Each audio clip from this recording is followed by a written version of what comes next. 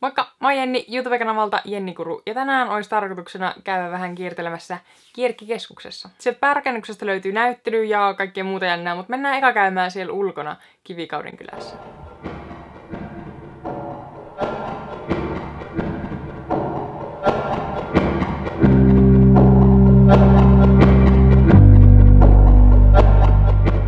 Kierkissä ollaan, katsotaan minkälainen reissu tästä tulee. Mä oon nyt jossain täällä. Ja mä käyn käppäilemässä täällä. Mä lähdin siis tuolta.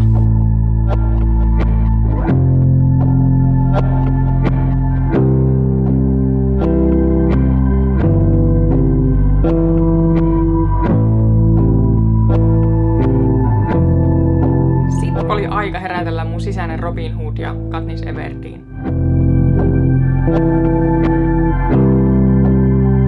Kasvoja kohti näin, pystyy katsomaan nuolella partta pitkin, että minnekä se on lähdössä. Tuolla takana ei ole varmaan kenenkään työpistettä. Ei oo, ei Sitten kun mä olin pari kertaa ampunut vähän yli siitä kohteesta, niin mä päätin lopettaa pelleilyn. Mä en tiedä mihin mä tähtäsin, mutta silmään se osuu.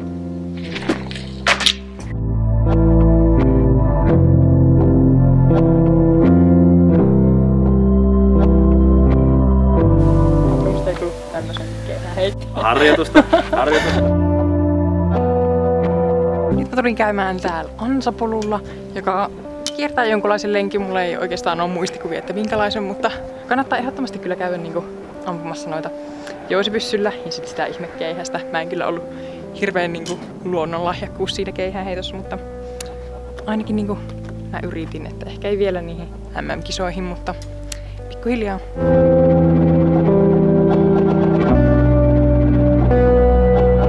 Tää ampumapaikka on vissiin vähän semmonen enemmän realistinen tai sellainen, mutta musta tuntuu, että mulla oli ihan tarpeeksi haastetta siinä teurassakin.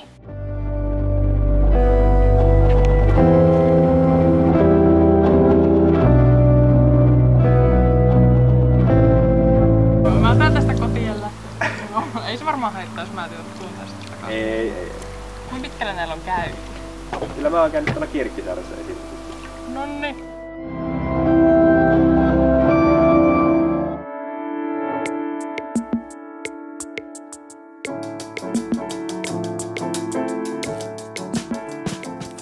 Aika sulavasti mä menin siellä.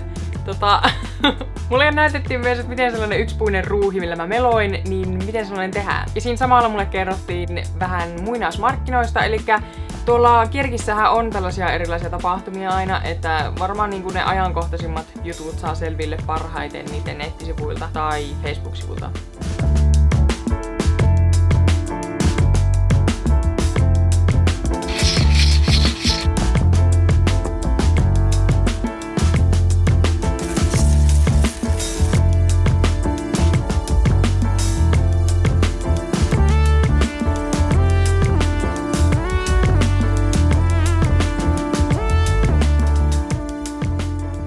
Aika mennä käymään siellä sisätiloissa, ja sieltähän löytyi tällainen arkeologinen näyttely.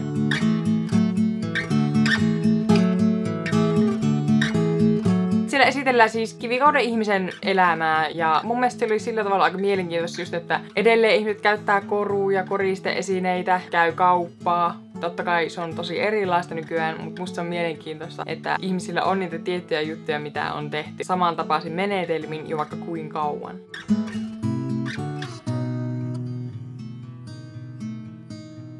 Siis sillä oli tällainen mahtava Kivikauden selfie-laite, jolla siis pystyy ottamaan kuva itsestään pukeutuneena Kivikauden ihmiseksi ja sitten lähettää se johonkin omaan sähköpostiin tai sosiaaliseen mediaan. Siinä on mun mielestä niin hienosti yhdistetty kaksi ihan ääripäätä, että niinku Kivikausi, joka on tosi kaukana historiassa, ja sitten selfiet, jotka on niin nykypäivää.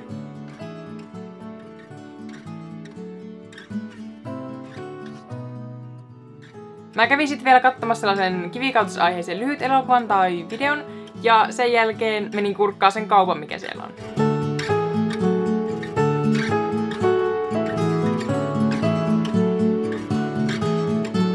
Siinä oli mun katsaus Kierkkiin. Toivottavasti tykkäsitte, ja tämähän on siis viimeinen video tähän tämmöiseen videoblogi-sarjaan, minkä mä tein tälle kanavalle. Eli no jos oot missannut jonkun näistä mun esittelyvideoista, tai tää oli vaikka ensimmäinen, miksi oot nähnyt multa, niin ei hätää, koska sä voit mennä Loopin YouTube-kanavalle ja sieltä löytyy ne kaikki, mitä mä oon tehnyt. Tai sitten voit ihan vaan klikata tästä sen, mikä sua kiinnostaa kaikista eniten. Ja vielä lopuksi Loopin sosiaaliset mediat löytyy tuttuun tapaan tuolta videon kuvauksesta.